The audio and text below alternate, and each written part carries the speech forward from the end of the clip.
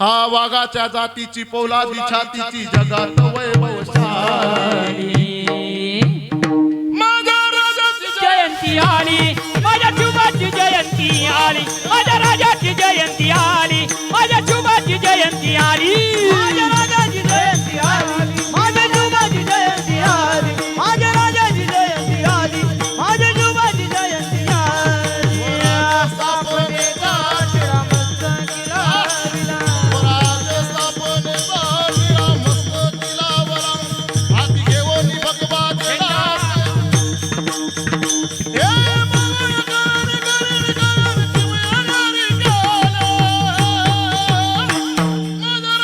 जयंती आली माझ्या शुभाची जयंती आली माझ्या राजाची जयंती आली शुभाची जयंती आली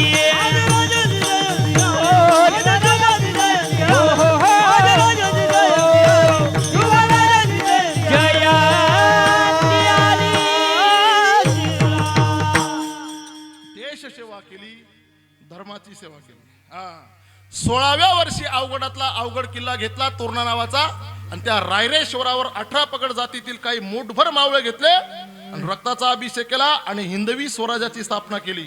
एक सांगू का, जर हिंदवी स्वराज्याची स्थापना छत्रपतींनी केली नसती तर माझं नाव दत्तात्रय राहिलं असतं का? मग अमीरभाई समीरभाई अब्दुल आणि यांचं अनारकली कहा चली कीर्तन सुनने के लिए कहा चली. एक सांगेन महाराज, छत्रपतींचं चरित्र किती वाचतात याच्याशी काही घेणदेण नाही. जर तुम्ही त्यांच्या चरित्रातला एक भाग जरी आपल्या जीवनात आचरणात आणला तर खरा मानाचा मुजरा हा आहे. एक सांगू, एकच वाक्य सांगतो बा, ज्या दिवशी त्यांची मुद्रिकेची जर अंगठी आपल्या बोटात असेल तर कमीत कमी त्या दिवशी असा वाकडा बोट कोणाकडे दाखवू नका. ज्या दिवशी त्यांचा प्रतिमा असलेला टी शर्ट जर आपल्या अंगात असेल तर कमीत कमी त्या दिवशी तरी माझ्या तरुण बांधवांना आपली मोटरसायकल आपली गाडी बिअर बार समोर लावू नये ही विनंती आहे.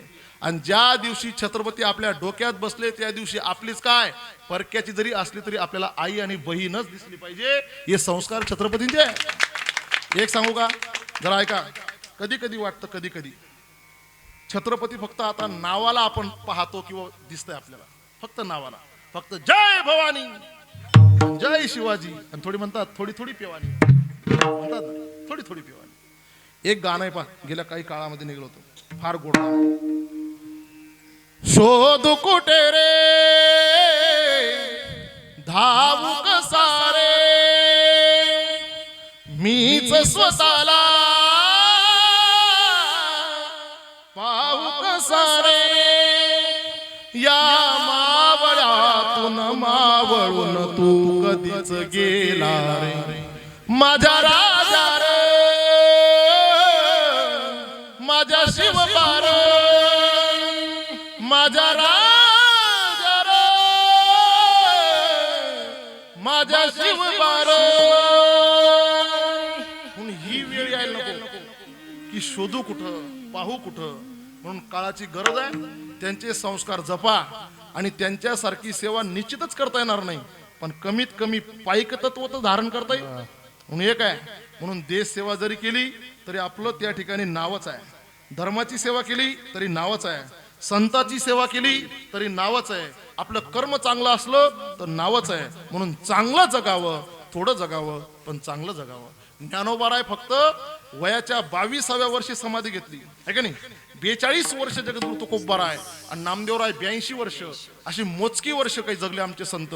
पण गेले दिगंबर ईश्वर विभूती राहिल्या त्या कीर्ती जगामध्ये. खरं सांगू का, ज्या बापूंचं आज आपलं तिसरं पुण्यतिथी किंवा पुण्यस्मरण आपण या ठिकाणी साजरी करतोय, आयुष्यभर अंतकरणामध्ये त्यांची आठवण राहील महाराज. का? कारण कर्तबगारी तशी होती. हा, संसार असेल, प्रपंच असेल आणि आपलं राजकारणात क्षेत्र असेल ते सांभाळून त्यांनी आपला आयुष्यातला वेळ काढला आणि परमार्थासाठी दिला. अलौकिक त्यांचं जगणं. म्हणून या ठिकाणी सगळ्यांच्या वतीने भगवान परमात्म्याच्या चरणी एक प्रार्थना करेल की आमच्या बापूंना इच्छित गती त्या ठिकाणी भगवान परमात्म्याने प्राप्त करून द्यावी, ही भगवान परमात्म्याच्या चरणी प्रार्थना करतो आणि सेवेला विराम देतो. ज्ञानेश्वर मावली ज्ञानराज मावली मावली ज्ञानेश्वर मावली ज्ञानराज मावली तुकाराम.